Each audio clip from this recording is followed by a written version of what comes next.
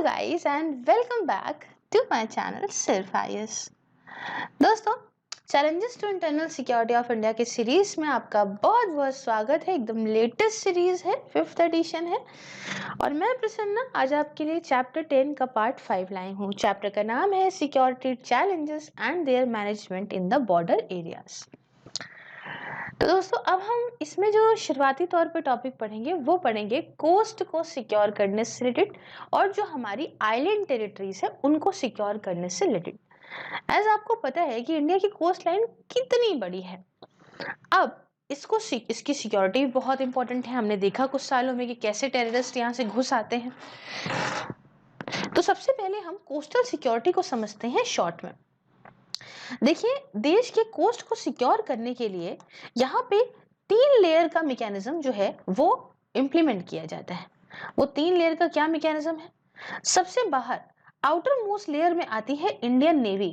Indian navy इसकी देखरेख रखती है हाई सीज के अंदर और एरियल रिकॉग्निजेंस, प्रॉपर जानकारी उस एरिया की, प्लेस की, मिलिट्री पर्पस के लिए पूरी जानकारी रखती है। कैसे? इस शिप बेस्ड एयरक्राफ्ट के माध्यम से। अब ये शिप बेस्ड एयरक्राफ्ट क्या होता है?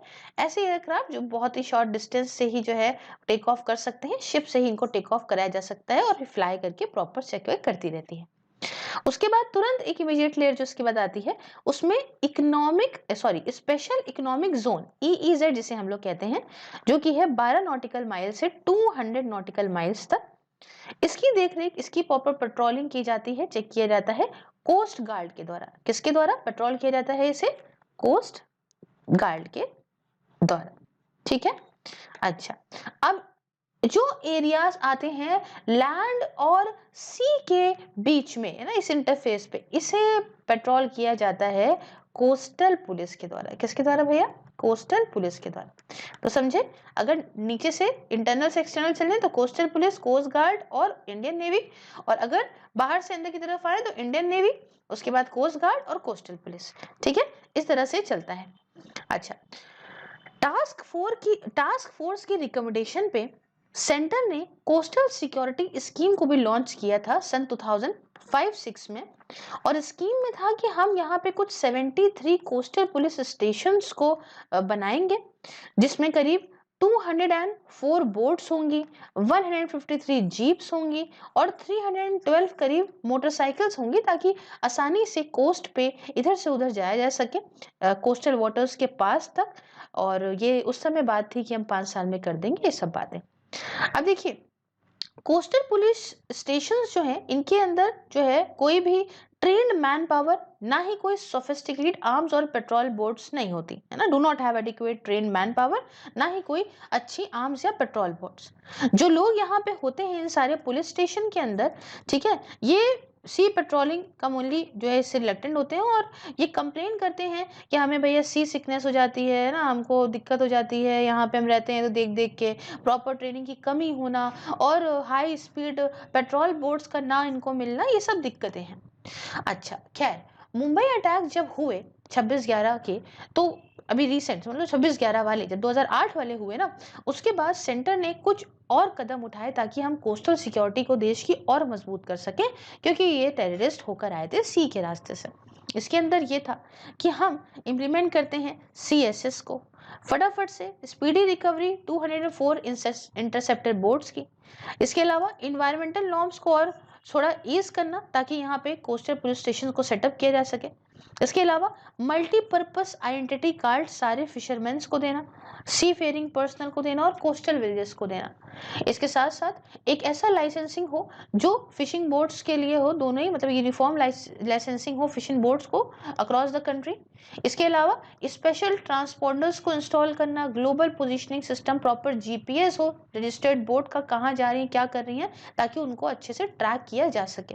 इसके साथ साथ कमांडो यूनिट्स जो होती हैं सेंटर इंडस्ट्रियल सिक्योरिटी फोर्स की, उन्हें प्रॉपर तैनात करना सारे पोर्ट्स के अंदर।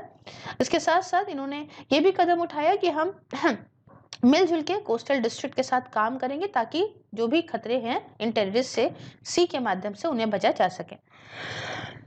I am sorry. अच्छा, सिक्योरिटी के लिए, अब ये तो हो गया कोस्ट की सिक्योरिटी। अब जब हम आइलैंड टेरिटरीज की सिक्योरिटी की बात करते हैं, जैसे हमारे पास अंडमान एंड निकोबार है, लक्षद्वीप है, तो सेंटर ने यहाँ पे joint command in the Andaman and Nicobar island, जिसे नाम दिया है अंडमान एंड निकोबार कमांड, इसे सेटअप किया, जिसमें पर्सनल है आर्मी की तरफ से, इसके अलावा नेवी के भी, एयरफोर्स के भी और कोस्ट गार्ड के भी। दूसरी और चीज़ों में ये जो अंडमान एंड निकोबार कमांड है, ये इसको ये भी दिया गया है कि आप अंडमान एंड निकोबार आइलैंड के डिफेंस का भी प्रॉपर चीजें देखिए। अब ये तो हो गया, हमने कोस्टल सिक्योरिटी को समझा अच्छे से ब्रीफ में।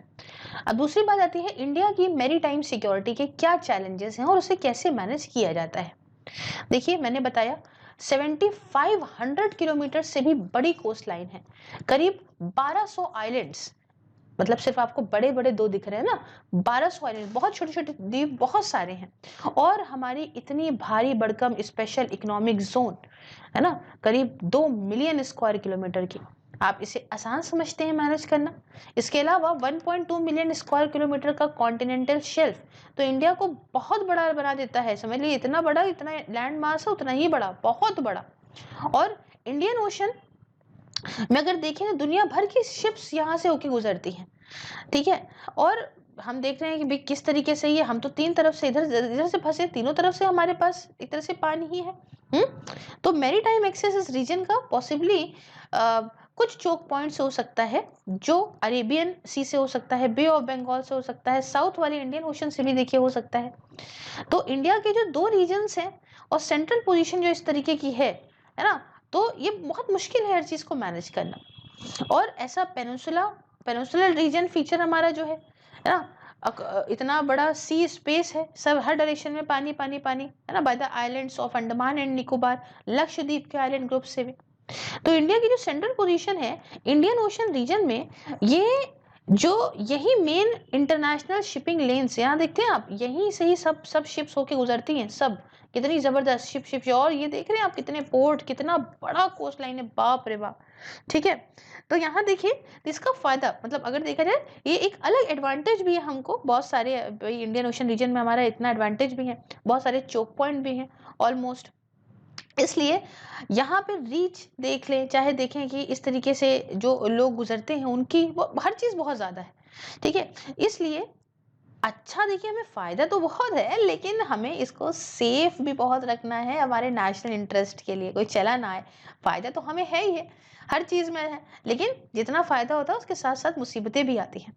और इतनी बड़ी मैरीटाइम डोमेन डिमांड करती है कि एक अच्छी अमाउंट ऑफ रिसोर्स हो, इन्वेस्टमेंट हो, ताकि सिक्योरिटी जो है ना, इन चैलेंजेस के अगेंस्ट हम अच्छे से कर सकें, चाहे वो पुराने ट्रेडिशनल चैलेंजेस हो और चाहे वो ये खतरे हो जो नॉन ट्रेडिशनल है। जैसे अब आप देखते ही हैं ना, कितना कुछ अब नया नया आने लग गया है, ये ट्रैफिकिंग, वो ट्रैफिकिंग, दुनिया भर का।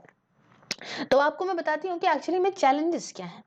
देखिए, इतनी बड़ी मैरीटाइम डोमेन होने की वजह से एक अलग तरीके हमारे, देखिए ना कितना, मतलब भाई आप समझ गए होंगे, तो इसलिए ना दिक्कत भी है और अच्छाई भी है। प्लस बात क्या है कि पूरा वर्ल्ड आजकल ना इस अटलांटिक पैसिफिक कंबाइन करने पे लगा है इंडो पैसिफिक के साथ, तो इससे बहुत चैलेंजेस हमारी सिक्योरिटी पे भी जो है जन्म ले रहे हैं। जैसे दिक्कतें क्या हैं समझते हैं, ट्रेडिशनल और नॉन ट्रेडिशनल खतरे क्या हैं। अब आप कहेंगे traditional non traditional, yes ma'am. तो भाई ट्रेडिशनल थ्रेट्स की अगर मैं बात करूं तो इसमें ये नेशन स्टेट से निकल के आते हैं, इसमें बहुत सारे मैरीटाइम बॉर्डर डिस्प्यूट्स हैं। ये होता है, कुछ क्लेम होते हैं कि भैया ये मैरीटाइम, ये रिसोर्सेज हमारा है, कुछ स्ट्रैटेजिक इंटरेस्ट वगैरह होते हैं। आज के टाइम पे हम ये सारे खतरों को देखते हैं पाकिस्तान के साथ, चाइना के साथ और श्रीलंका के साथ, जो मैं अभी डिटेल में डिस्कस करूंगी। दूसरे आते हैं हमारे नॉन ट्रेडिशनल जो थ्रेट्स हैं। क्या है, ये थ्रेट्स आते हैं नॉन स्टेट एक्टर्स से, जो हमारी इकोनॉमी को, हमारी अर्थव्यवस्था को दिक्कत दे दें, सोसाइटी को दिक्कत दे दें या पॉलिटिक्स को दिक्कत दे दें। अब इनमें क्या आएगा आप समझ जाएंगे। नॉन ट्रेडिशनल में पायरेसी आती है, टेररिज्म आता है, ट्रैफिकिंग आती है, इन्वायरमेंटल इश्यूज आते हैं, नेचुरल डिजास्टर्स वगैरह आते हैं, जिनको हम डिस्कस करेंगे डिटेल से, तो आपको चिंता करने की जरूरत नहीं है। अब आइए थोड़ा डिस्कस करते हैं अपने ट्रेडिशनल थ्रेट्स को, ट्रेडिशनल क्या दिक्कतें, क्या खतरे हैं, उन्हें समझते हैं। देखिए, पाकिस्तान ना पीछा ना छोड़ेगा। अब इसका हमारा मेन कंसर्न अगर देखें, यहाँ पे भी है इंडिया और पाकिस्तान का, वो है डिस्प्यूट सर क्रीक का। मैम ये सर क्रीक क्या है? सर क्रीक एक 96 किलोमीटर की लंबी एक एस्चुरी है। एस्चुरी क्या होता है? हिंदी में इसे कहते हैं रिवर का मुहाना, और ये पड़ता है in the marches of run of Kutch, जो कि ओपन होती है अरेबियन सी में। अच्छा मैम, ये भी समझ में आ रहा है। तो थोड़ा सा हमें पहले एस्चुरी बता दीजिए क्या होती है। देखिए आपको बहुत अच्छे से पता होगा क्या नहीं होती है, लेकिन तब भी मैं आपको अगर समझाने की कोशिश करूं तो ये एक बड़ा सा एक वाइड पार्ट होता है। वाइड पार्ट क्या, एक माउथ कह लीजिए से कहते हैं रिवर का। वहां पे ये ज्वाइन करता है यहाँ सी को, मेन सी को। जैसे मान लीजिए अब इस सर क्रीक की बात करें तो ये अरेबियन सी को ज्वाइन करेगा। ठीक है। आइए थोड़ा हम आगे आते हैं, इसको आपको दिखाते हैं डिस्प्यूट क्या है।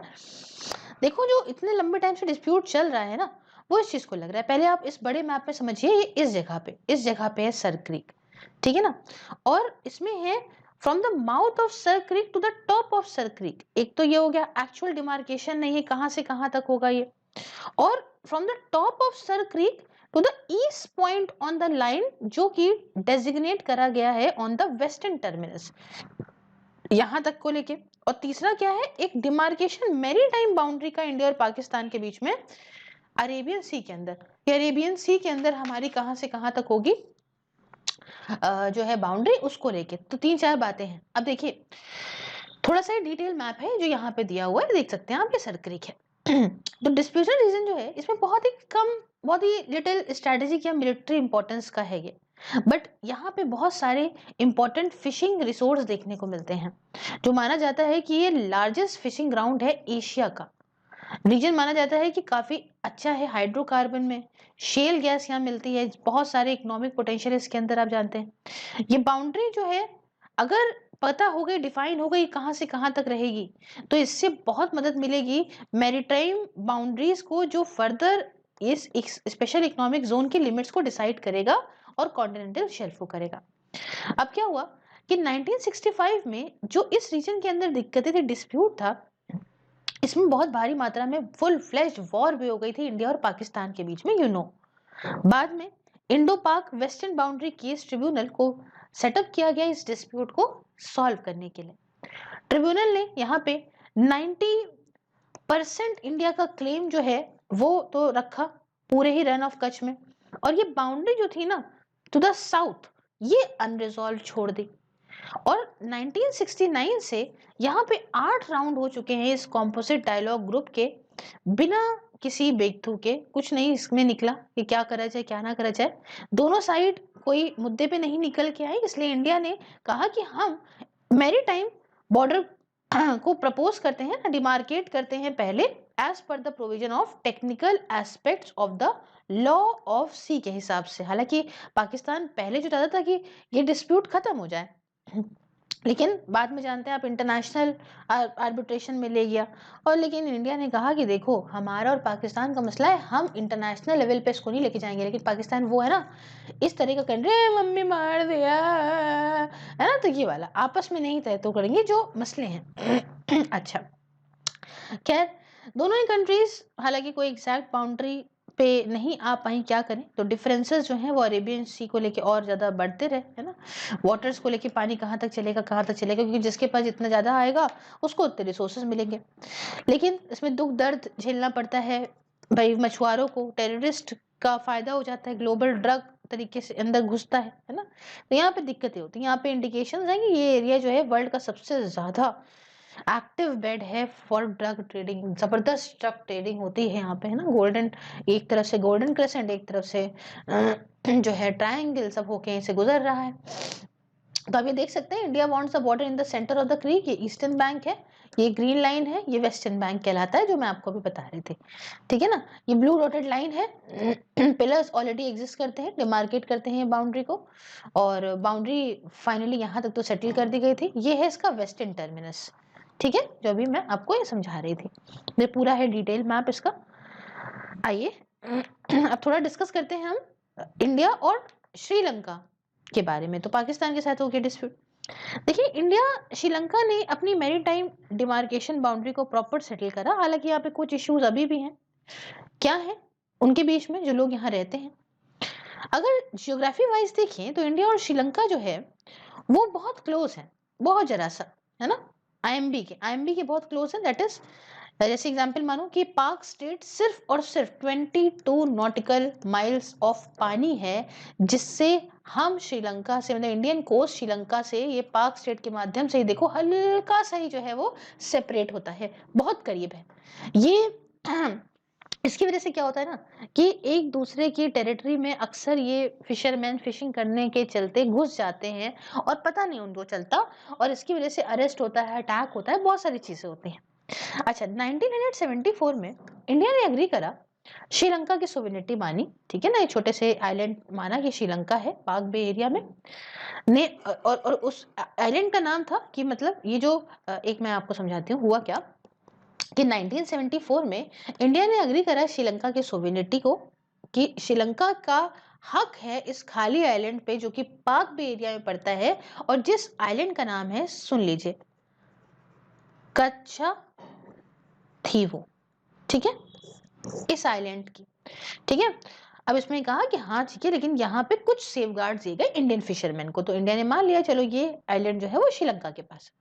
हालांकि श्रीलंका की सरकार ने आर्ग्यू करा फिशिंग राइट्स के अगेंस्ट इंडियन फिशरमैन के इन सारे पानी में, कि भाई आप यहाँ आके इस पानी में फिशिंग नहीं कर सकते हो, ठीक है। पहले तो ये इंडिया के फिशरमैन उस पानी में करते थे, आइलैंड तो चलो मान लिया कि आइलैंड आपका है, लेकिन फिशिंग करने को लेकर भी श्रीलंका की सरकार ने रोक लगाई। और जो ग्रांट था कत थीवो का, ये खतरे में आ गया।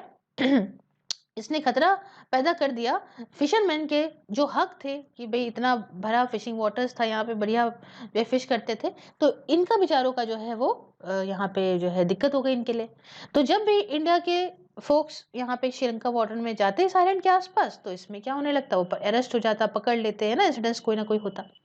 अब क्या हुआ कि जब ये जानते ना तमिल जो ये जो थे नौटंकी मचाई थी इन्होंने, तो जब जब जो ये वक्त था after the defeat of LTT, तो इसके अंदर भी बहुत सारे इंसिडेंट्स देखने को मिले जब ये भारतीय मछुआरों को जो है दिक्कत या लड़ाई हुई इनकी आसपास में श्रीलंका के साथ, मतलब श्रीलंका के मछुआरों के साथ या सरकार के साथ, मतलब सरकार के साथ क्या, इनके पानी में चले गए तो उनको अरेस्ट वगैरह किया गया, ये सारी बातें, और इवन श्रीलंका की नेवी के साथ भी।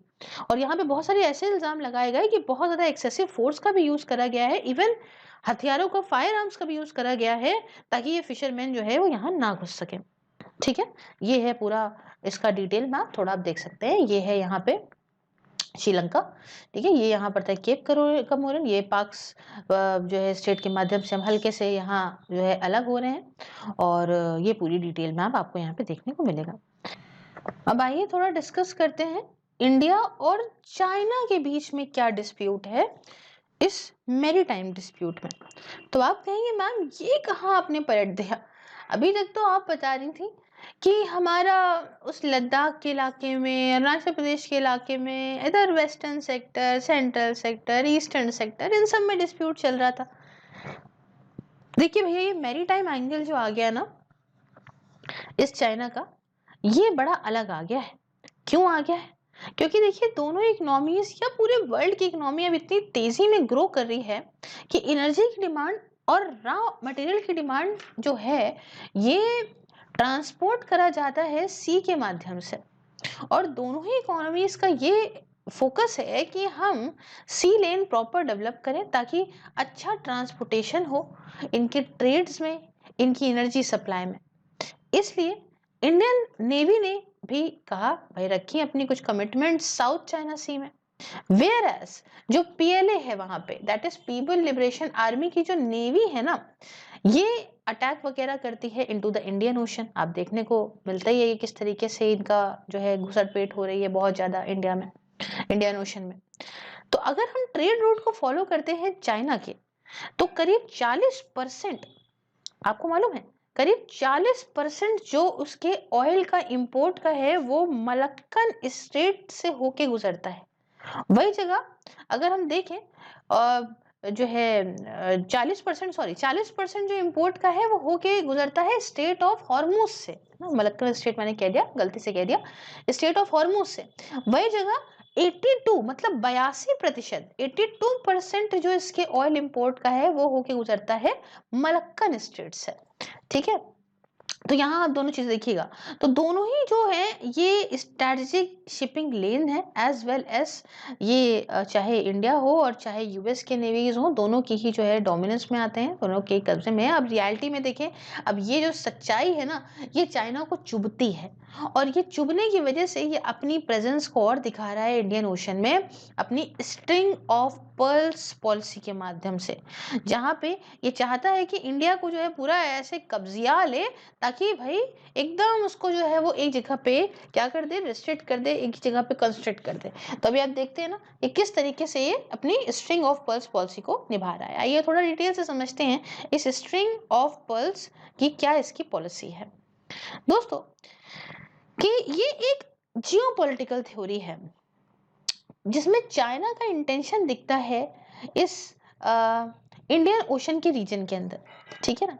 ये ऐसा नेटवर्क है चाइनीज मिलिट्री के द्वारा और कमर्शियल फैसिलिटीज के द्वारा और रिलेशनशिप्स इसके जो हैं along its sea lines of communication, जो कि चाइना के मेन जो पोर्ट है, ठीक है ना, वहां से शुरू होता है, और वहां से शुरू होके ये प्रॉपर जो है वो पोर्ट सुदान जिसे कहते हैं ना, पोर्ट सुदान, वहां से जो है वो शुरू होके ये जो है वो होके आती है मेजर मैरीटाइम चोक पॉइंट पे, जैसे कि स्ट्रेट ऑफ मंडप पड़ता है, स्ट्रेट ऑफ मलक्का पड़ता है, उसके अलावा जो है देखें तो स्ट्रेट ऑफ हॉर्मुज है, लॉम्बक स्ट्रेट है, एज वेल एज जो भी इंपॉर्टेंट मैरीटाइम सेंटर्स हैं पाकिस्तान के अंदर, श्रीलंका के अंदर, बांग्लादेश के अंदर, मालदीव्स के अंदर, सोमालिया के अंदर, इसने सब यहाँ पे इस सबको जो है वो प्रॉपर अच्छे से जो है वो कब्जिया रखा है। अब देखिए जो टर्म है, जो term as a geopolitical concept, इसे पहली बार internal US department of defence report का टाइटल था एनर्जी फ्यूचर इन एशिया, वहां से लिया गया था। टर्म कभी भी ऑफिशियल लेवल पे चाइनीज की सरकार ने नहीं यूज करा है, चाइनीज गवर्नमेंट सोर्सेस ने, बट हाँ इसे इंडिया की मीडिया यूज करा करती है। अब देखिए ये जो टर्म है ना स्ट्रिंग ऑफ पर्ल्स वाला, जो ये स्ट्रिंग ऑफ पर्ल्स देख रहे हैं आप, इसका जो इमरजेंस है ये दिखाता है चाइना अपना इन्फ्लुएंस बढ़ाना चाहता है, लगातार कदम उठा रहा है ताकि पोर्ट का, एयरफील्ड का एक्सेस और ले सके, अपना और ज़्यादा मिलिट्री फोर्सेस को और मॉडर्नाइज कर सके, और स्ट्रॉन्ग डिप्लोमेटिक रिलेशनशिप कर सके अपने ट्रेडिंग पार्टनर्स के साथ में।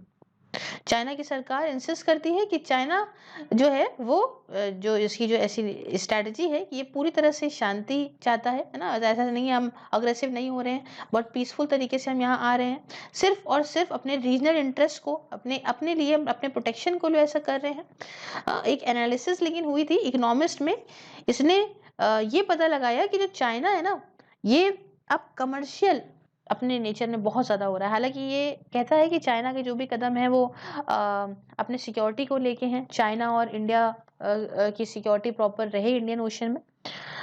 खैर ये तो सवाल उठने वाली बात है, क्योंकि कुछ भी होता है तो चले आते हैं अपनी शिप पे भी को भेज के, देखने लगते हैं इंडिया क्या कर रहा है क्या नहीं कर रहा है, तो ये तो इन लोगों की तो बात ही अलग हुई चली जा रही है। खैर तो यह हम हमारे हो गए ट्रेडिशनल फैक्टर्स। आइए थोड़ा सा नॉन ट्रेडिशनल थ्रेट्स को भी समझते हैं, जो कि काफ़ी सारे हैं। सबसे पहला तो जैसे मैंने बताया मेरी टाइम टेररिज्म। देखिए टेररिज्म ना पूरी चीज को बदल देता है। इसने ऐसा कोई भी रास्ता नहीं छोड़ा जो ना छुआ हो इसने, चाहे जमीन के माध्यम से हो, स्पेस से हो, सी से हो, और अब तो साइबर स्पेस से भी हो। इंडिया की अगर नजरों से देखें तो टेररिज्म खासकर इसने मेजर इम्पैक्ट डाला बाद में, जब हमने 1993 के मुंबई सीरियल ब्लास्ट को देखा और 26/11 में के अटैक हुए मुंबई के अंदर। तब हमने ध्यान दिया कि किस तरह से और हमें अपनी सिक्योरिटी को मजबूत कराना चाहिए, क्योंकि किस तरह से आदमी हो और चाहे मटेरियल हो वो घुस जाता है इस मैरीटाइम के माध्यम से और टारगेट करता है हमारे सिविलियंस को और लैंड की पॉपुलेशन को। अब टारगेट जो है ये सॉफ्ट सिविलियन एसेट जैसे कि कमर्शियल हब्स को हो सकते हैं, पॉपुलेशन सेंटर भी हो सकते हैं, रास्ते से होके गुजरे कोई रास्ता वस्ता गड़बड़ करा, इंडस्ट्रियल सेंटर्स हो गए, पोर्ट शिप्स हो गए, एज वेल एज कुछ और भी हो सकते हैं, जैसे मिलिट्री टारगेट्स हो सकते हैं, स्ट्रेटेजिक इंपॉर्टेंस के कुछ मिलिट्री जो है कन्वेंशनल मिलिट्री टारगेट्स हैं, या ऑफशोर ऑयल फैसिलिटी है, या हमारा न्यूक्लियर पावर प्लांट है जो ज़्यादा भारी मात्रा में खतरा पैदा कर सकता है। अच्छा, क्या खतरा है समुद्र से जमीन में, सी से लैंड में? तो हमने देखा कि 1993 में कितने एक्सप्लोसिव्स मुंबई के अंदर सीरियल ब्लास्ट में यूज हुए थे, जो वेस्टर्न शोर में आए हमारे भारत के बोट के माध्यम से, इन सी रूट से ही। और 26/11 के अटैक भी देखिए आपने, कितने सारे टेररिस्ट भर के आए थे जो इंडिया के इस मैरीटाइम बॉर्डर का फायदा उठा के अंदर घुस आए थे। क्या खतरा है? लैंड का सी से, है ना, थ्रेट्स फ्रॉम लैंड टू सी। अब देखिए अर्ली 2000s में अल कायदा ने बॉम्ब किया यूएस की नेवल शिप यूएसएस कोल को, जिसमें करीब 17 लोग मरे जो जा रहे थे। 2003 में 3 इराकी ऑयल टर्मिनल्स को भी अटैक करा गया पर्शियन गल्फ में इन एक्सप्लोसिव से भरे हुए स्पीड बोट्स के द्वारा। 2014 की बात है जब अलकायदा के मिलिटेंट ने कोशिश करी कि वो पाकिस्तानी नवल फ्रिगेट को यहाँ पे कब्जियाएं ताकि यूएस की नेवी वेसल को ये टारगेट बना सकें नॉर्थ वेस्टर्न इंडियन ओशन के अंदर। तो आप समझ रहे हैं लैंड से कैसे सी को खतरा है। अब स्मगलिंग की अगर मैं बात करूं तो जो हाई सीज होती है ना, जहां पे किसी भी देश का या एजेंसी का जुरिस्डिक्शन नहीं चलता, हक नहीं होता, इसलिए हमेशा से यहाँ पे क्या होता है ना, अच्छे से मॉनिटरिंग नहीं होती, कोई देश इस पे ज्यादा ध्यान नहीं देता और नॉन स्टेट एक्टर्स लगातार इनका फायदा उठाते हैं, ट्रैफिकिंग करते हैं, स्मगलिंग करते हैं। गोल्डन ट्रेसेंट पड़ता है हमारे लेफ्ट वाले हिस्से में, जिसके बारे में मैंने आपको कई बार बताया, और गोल्डन ट्रायंगल बनता है हमारे राइट वाले हिस्से में भारत के। इससे लगातार अनरेगुलेटेड मूवमेंट हुआ करता है, सी के अंदर ट्रैफिकिंग होती है नारकोटिक्स की और आर्म्स की।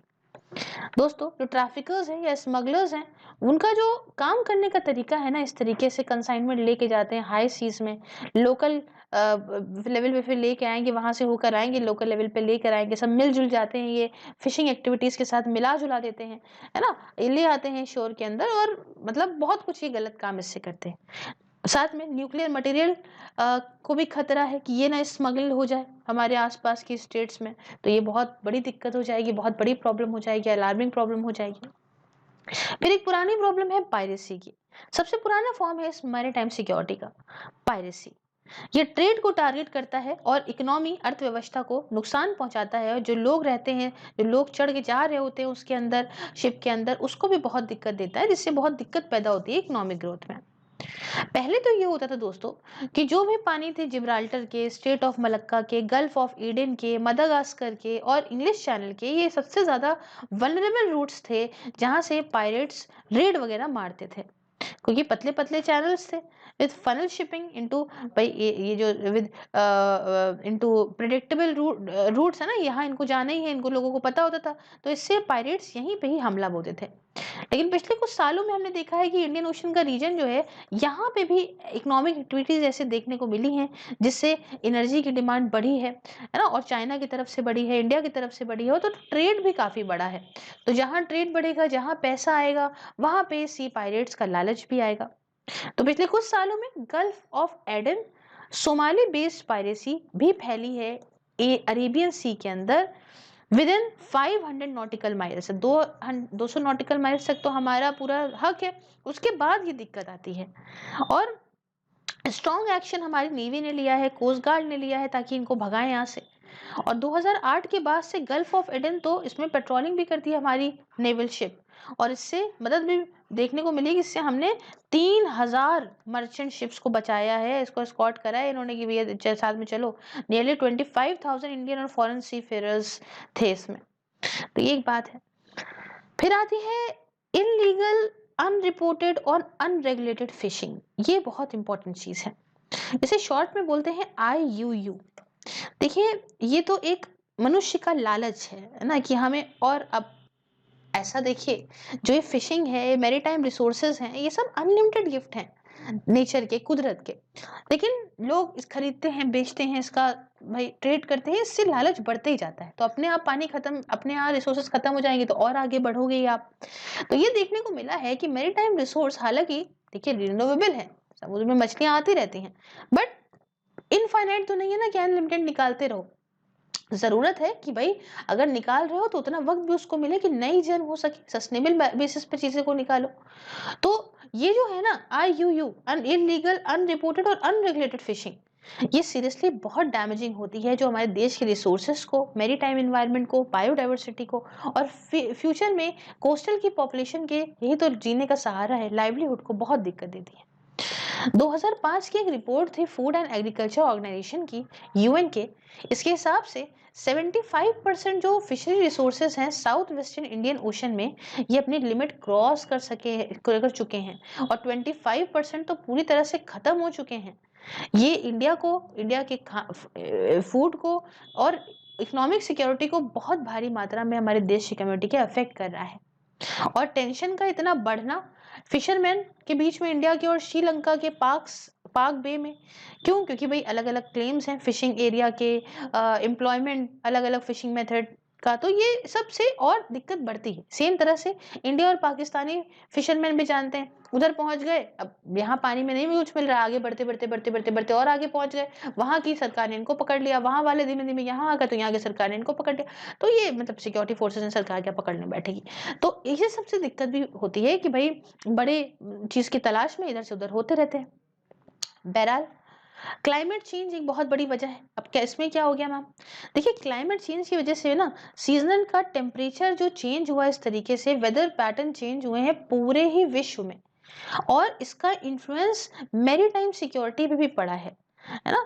क्योंकि भैया इसके अंदर बहुत पोटेंशियल होता है फ्यूचर में। तो आप देखते हैं अब ये जो इम्पैक्ट है ना लिविंग रिसोर्स पे, है ना, और भी ऐसे एरियाज पे, कोस्टल एरियाज पे, आइलैंड्स पे, और नेशनल टेरिटरी का ऐसा लॉस वगैरह, बहुत दिक्कत देखने को मिली। आज के टाइम आप देखिए तो नेचुरल डिजास्टर्स आ रहे हैं, जैसे ट्रॉपिकल साइक्लोन आ जाता है, टॉर्नेडो आ जाते हैं, बहुत बाढ़ आती है भारी मात्रा में, कोस्टल और मरीन देखते हैं हम, देखो डूबे जाएगा। अब देखो कहते हैं कि मुंबई तक डूब जाएगा आने वाले कई सालों बाद, कि भाई यहाँ पे जो कोस्ट पे जो भी हमारे वो हैं शहर हैं कोने में, तो जब बाढ़ आएगी और भाई सी लेवल बढ़ेगा, जब ग्लोबल वार्मिंग होगी, वार्मिंग की वजह से, क्लाइमेट चेंज की वजह से, तो ये सब एरिया तो डूबते जाएंगे ना भाई। तो ये सब एक बहुत बड़ी दिक्कत है। और इंडिया की जो मैरीटाइम सिक्योरिटी मैनेजमेंट है, अगर मैं उसको बताऊं, तो इंडिया ने देखा है कि हमारे पास जो कैपेसिटी है मैरीटाइम की, शोर्स को साउथ ईस्ट एशियन कंट्रीज को मैनेज करना है, हमें ईस्ट में शोर्स हमारे पर्शिया के, मेसोपोटामिया के हैं, रोम ऑन है वेस्ट साइड में, तो ये सब डॉक्यूमेंटेड नहीं है। जब हम देखते हैं ना इस साउथ ईस्ट एशियन कंट्रीज को, जैसे हमारे पास पड़ती है मलेशिया, इंडोनेशिया, थाईलैंड, तो हम काफी ज्यादा देखते हैं कि ये सारी कंट्रीज जो हमारे ईस्ट में हैं, वो इंडिया के कल्चर से बहुत इन्फ्लुएंस्ड है, लैंग्वेज से, आर्किटेक्चर से बहुत इन्फ्लुएंस है। ठीक है, इवन ये जो खाना पीना खाते हैं ना, वो भी भारत के जैसा ही होता है। और जो दिखता है ना, जो देखने को भी लिखता है, ये length breadth across this region. And भाई देखो हमारा आज का तो है नहीं, न जाने कितने सालों का हमारा संबंध है इंडिया का पूरा, जो है अगर देखें तो रॉयल डायनेस्टीज से हम यहाँ से यहाँ ट्रेड वेड करते हैं, चीजें करते हैं। सेम तरह से जो इंडियन मेरीन्स वेस्ट कोस्ट में है, ये पर्शिया के साथ ट्रेड करते थे, मेसोपोटामिया उस समय रोम के साथ करते थे 2000 और 3000 बीसी में, तो हमारा ये जो है वो वेस्ट से भी अच्छा ट्रेड होता है। अच्छा, पिछले देखते हैं हम कुछ सालों में सी ब्लाइंडनेस हमारे रूलर्स के द्वारा, इस आज़ादी के बाद स्ट्रेटेजिक डायरेक्शन का कमी होना, इन सब की वजह से ना बहुत पैसों में फाइनेंशियल कंस्ट्रेंट आया है, कमी आई है, जिससे हमारी जो मैरीटाइम सिक्योरिटी की जो प्रिपेयर्डनेस थी कि हम एकदम तैयार रहते थे, तो ये हमने कम करी, और इस वजह से ना ये बहुत खराब लेवल तक पहुंच गई। और ये देखने को तब मिला जब हमने अटैक्स देखे इस तरह से। मतलब जब इकोनॉमी ओपन हुई है 1991 में, जब एलपीजी रिफॉर्म्स आए हैं, उसके बाद इंडिया में देखने को मिला कि ट्रेड हमने और तेजी में बढ़ाना शुरू करा, एनर्जी की रिक्वायरमेंट बढ़ी, और ज्यादातर जो है वो सी के माध्यम से होता था। तो मेन कंसर्न यही था स्टेबिलिटी का सी में, कि भाई इसको सिक्योर रखना है, शिपिंग लेन्स को, सी को, अलग अलग तरह के खतरों से, समझे। बाकी जो आता है वो ये आता है कि भाई सेकंड नंबर पे आता है कि चाइना का जो इतना बढ़ना है अपने मिलिट्री और इकोनॉमिक पावर में, ऐसा एरोगेंट एटीट्यूड उसका, इससे किसी भी वक्त इंडिया के सामने कोई भी दिक्कत आ सकती है। और जहां इंडिया है, जिस जियोग्राफिकल पोजीशन में है इस इंडियन ओशन रीजन के, इससे इंडिया का एक एक मतलब एक तरह लीजिए प्रेफरेंस साइड है, एक चांस ऐसा है कि हम चाइना का जो ये ऐसा बढ़े पड़ा है ना, उसको थोड़ा रोक सकते हैं। लेकिन इंडिया को इसके लिए पूरा प्रिपेयर होना पड़ेगा, क्योंकि ये फायदा जितना है उतना नुकसान भी है। तीसरी बात, इंडिया ने अपनी कमजोरियों का रियलाइजेशन किया कि भाई हम थोड़ा मरीन वाले सेक्टर में थोड़ा सा कमजोर रह गए हैं, और ये कब किया भाई? 1993, और भाई जैसे मैंने बताया 26/11 के मुंबई अटैक्स के बाद ही। और चौथी बात कि धीमे धीमे जीडीपी की ग्रोथ भाई एलपीजी रिफॉर्म्स के बाद इससे भी रिसोर्सेज हो गए, फंड्स हो गए कि हम अपने जो पुराने रुके प्रोजेक्ट थे उसे मतलब तेज कर सकें, आगे कर सकें इंडियन नेवी के। तो ये भी धीमे धीमे बढ़ ही रहा है। ये कुछ बात है मैनेजिंग चैलेंजेस की, सॉरी, ये कुछ बात है हमारी इंडिया की मैरीटाइम सिक्योरिटी मैनेजमेंट की। अब मैनेजिंग चैलेंजेस से लेके बाकी सारी बातें और बस थोड़े से चैप्टर बचा, उसे हम नेक्स्ट वाले जो है वो पार्ट में करेंगे, मतलब अदरवाइज वो बहुत लंबा हो जाएगा। आपको लेक्चर कैसा लगा मुझे कमेंट बॉक्स में बताइए। अच्छा तो डू लाइक शेयर सब्सक्राइब। मिलते हैं जल्दी नेक्स्ट वीडियो में। जय हिंद, जय भारत।